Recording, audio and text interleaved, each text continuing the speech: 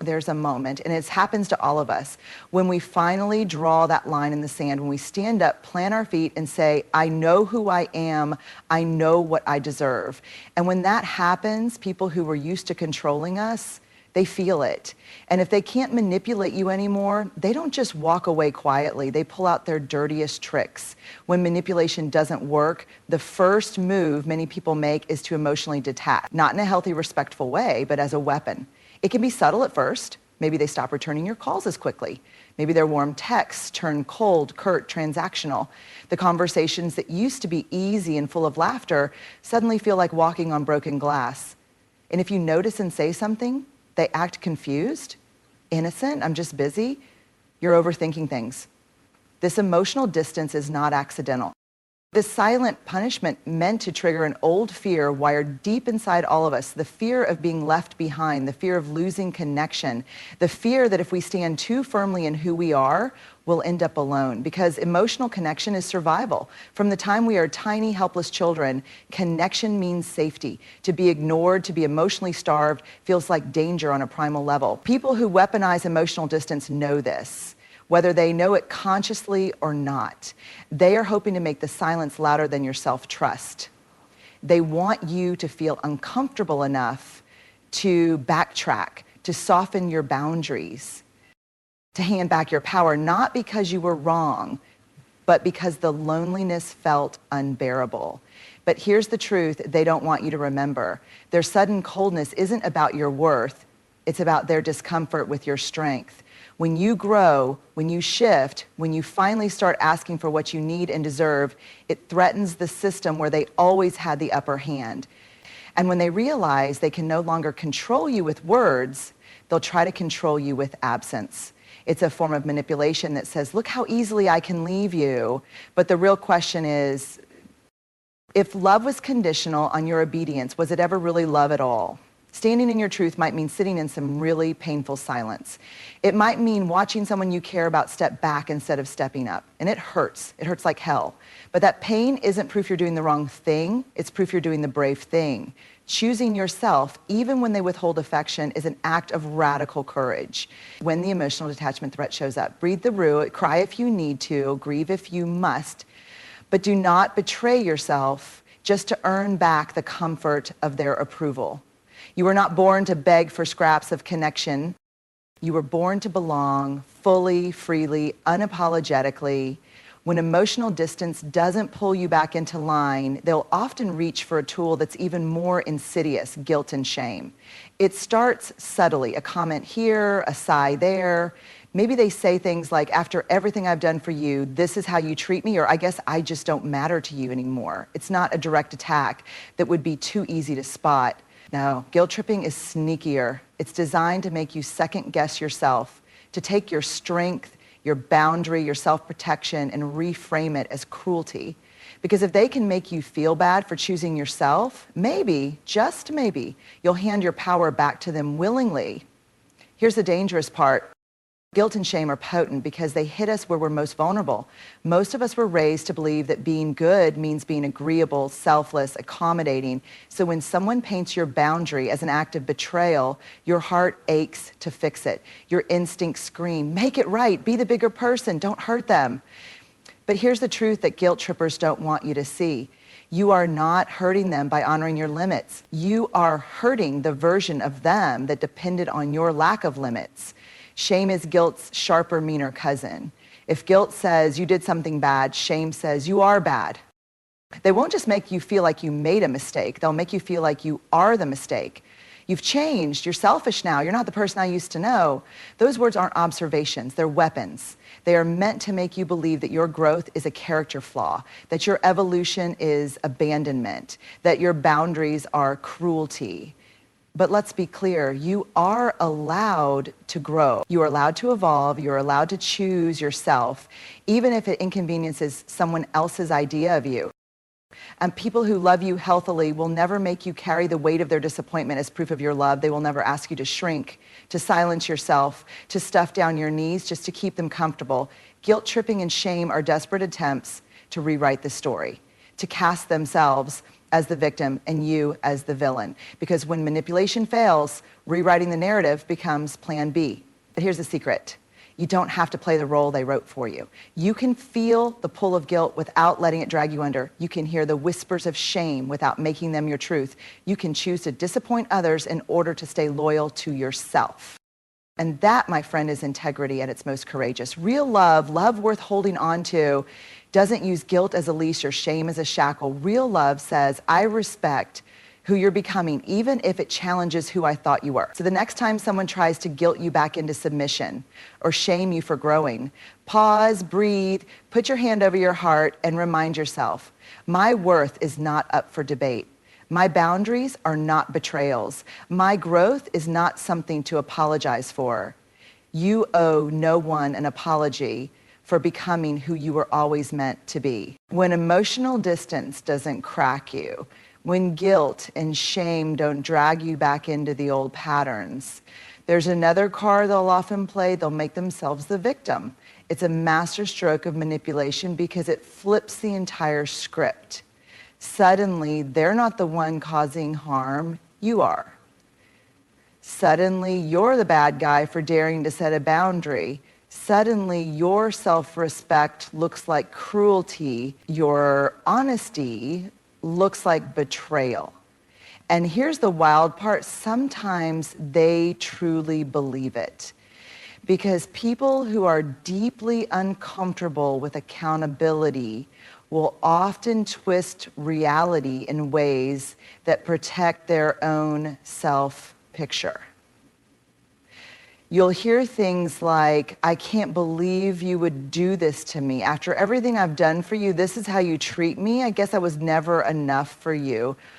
They will cry. They will look wounded. They will tell anyone who will listen that you are the problem, that you are the heartbreaker, that you are cold, selfish, toxic. And you might find yourself questioning everything. You might wonder, am I being too harsh?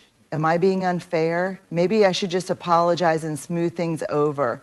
But pause, take a deep breath, and ask yourself, who is centering the conversation around their pain without acknowledging their behavior?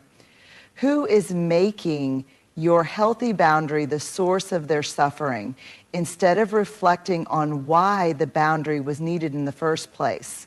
Playing the victim is not about their hurt, it's about regaining control.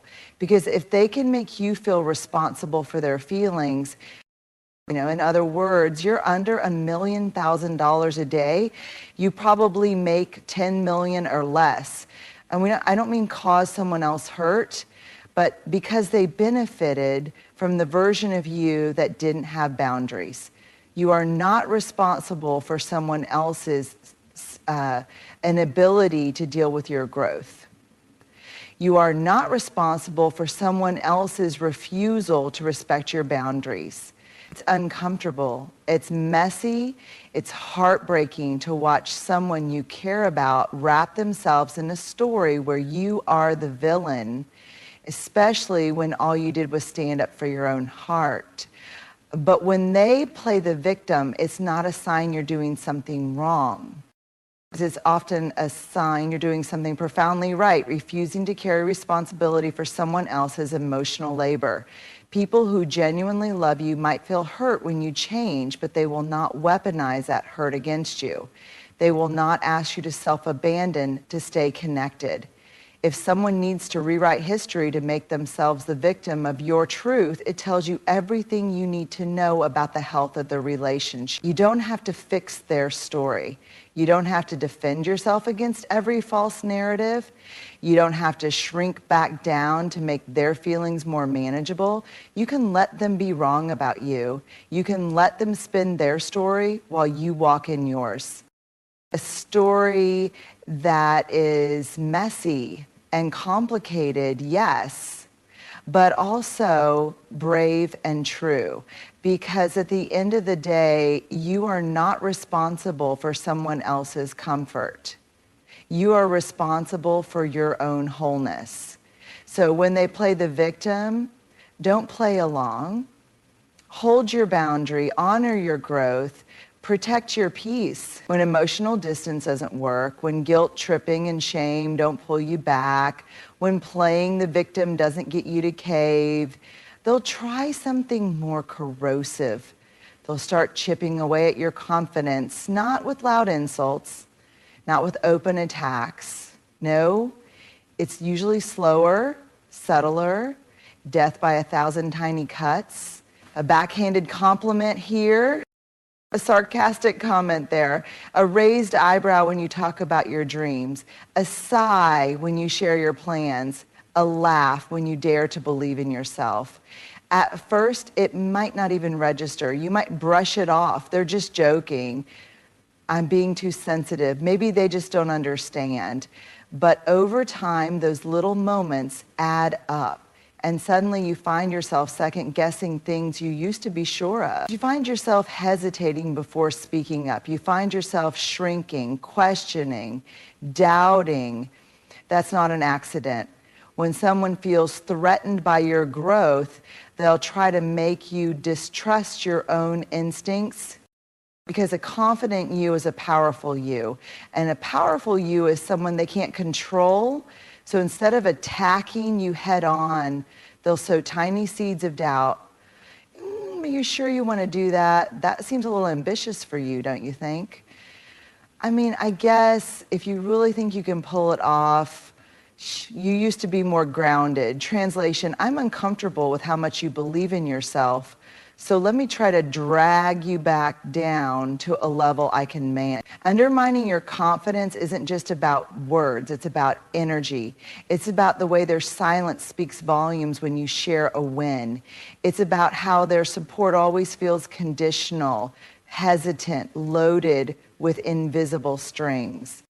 And here's the cruel twist. The more you doubt yourself, the easier it is for them to swoop back in and rescue you, to position themselves as the voice of reason in your life, to convince you that without their guiding hand, you'll fail.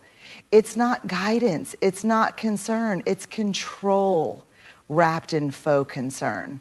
The heartbreaking part, sometimes the people who undermine us the most are the ones we love the most, which makes it so much harder to recognize and even harder to walk away from. But hear me clearly, your dreams are valid, your voice is needed, your intuition is sacred, your growth is not up for negotiation, you are not too much.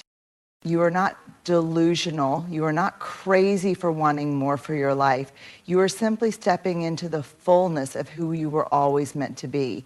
And yes, it's uncomfortable for people who only knew how to relate to the version of you that stayed small to keep them comfortable. You do not have to dim your light just because it hurts their eyes. You do not have to question your brilliance just because it exposes their insecurities. The people who truly love you will cheer louder the bigger you become. The ones who can't handle your light were never meant to walk your whole journey with you. So when you feel those seeds of doubt being planted, pause, take a breath, come back to yourself, water the seeds of self-trust instead, because the truth is your future belongs to the boldest, most authentic version of you, not the watered down version someone else feels safer around. You are allowed to take up space. You are allowed to believe in your magic. You are allowed to walk into rooms like you belong there, because you do. Protect your confidence like it's sacred, because it is. Guard your self-trust like it's a treasure, because it is. And never let anyone convince you that who you're becoming is anything less than extraordinary. When all the other tactics fail, when emotional distance, guilt tripping, shame, and playing the victim don't reel you back in, some people will resort to the most insidious, soul-crushing move of all. They'll try to isolate you. Isolation doesn't always look like locking you in a room. It's far subtler, far more dangerous than that. It can be in the form of subtle manipulation that makes you feel like the people who truly care about you are somehow the ones hurting you. It can come as an offhand comment, like, they don't really understand you like I do. Or, you don't need to spend so much time with them, you've got me. At first, it might feel like care, like concern, like a protective instinct, as if they're just looking out for you, trying to help you focus. But here's the truth. Isolation is not love. Isolation is control. And it's one of the most dangerous tools used to manipulate someone. When they isolate you from your support system, whether it's friends, family, or colleagues, they make you feel like your relationships with others are fragile. They make you doubt your ability to be understood, seen, or valued by anyone other than them. Slowly, they turn your people into enemies or distractions. They twist your loyalty, make you feel guilty for investing in relationships that don't revolve around them. And if you let them, they'll create a little world where they are the only one who truly understands you, where their opinions, their feelings, their perspectives are the only ones that matter. But here's the hard truth. This is not about you. This is not about love. This is about control. This is about making you so emotionally dependent on them that you lose sight of your own power. You lose sight of your own worth. You lose sight of your own choices. At its core, isolation attempts are meant to break you down. They chip away at your confidence in others and your confidence in yourself. They manipulate your need for connection, making you believe that if you don't prioritize them over everyone else, you're somehow doing something wrong. And they do this so subtly that by the time you realize it's happening, you're already feeling lonely, confused, and questioning your relationships. It's not just about being alone, it's about the feeling that nobody gets you, the feeling that your connection with others is shallow, unreliable, or even toxic. Again, it's about pushing you into a space where they become your sole source of validation and attention, so that if you ever need something or someone else, you feel guilty for even considering it. And here's the thing. True connection is built on trust, not dependence. True love and care are about uplifting, not isolating. Healthy relationship doesn't make you feel like you have to choose between yourself and others. It amplifies your relationships, encouraging you to grow stronger as an individual while still being supported. When someone tries to isolate you, it's important to remember they are not protecting you, they are controlling you. They are not trying to preserve your well-being. They are trying to rewrite the rules of your world so that you will only feel whole with them. This is not an act of love.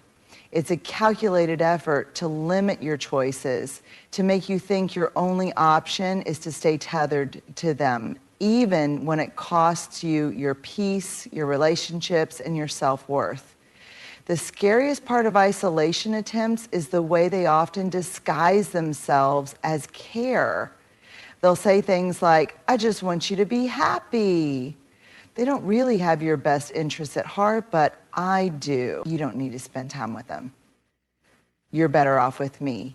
And in those moments when you're emotionally tired or vulnerable, those words can seem so comforting. But the moment you hear them, pause. Stop. Ask yourself, who benefits from my isolation? Who profits when I stop being supported by the people who truly love me? Remember this, isolation is never a form of care. It's a manipulation designed to make you smaller, quieter, easier to control. And you don't have to buy into it. You don't have to shrink yourself into someone else's idea of who you should be. The people who love you will support your connections. The people who love you will help you expand, not contract. The people who love you will cheer when you thrive with others. And the people who love you will never ask you to choose between them and your people. So when you feel someone trying to isolate you, resist the urge to shrink away. Seek out the people who see you, the ones who respect your boundaries and love you for who you are, not for who they want you to be. And if you find yourself feeling alone in that moment, Remember, loneliness is not a sign that you're not enough. It's a sign that someone else is trying to take your power. When emotional manipulation doesn't work, when isolation attempts fall flat, when guilt and shame can't control you, and when playing the victim fails to land, the final weapon many people will turn to is the most damaging and most personal of all, smear campaigns. A smear campaign is nothing less than an attack on your character. It's the quiet, insidious whisper campaign meant to destroy your reputation, to paint you as untrustworthy, crazy, toxic, or even unkind.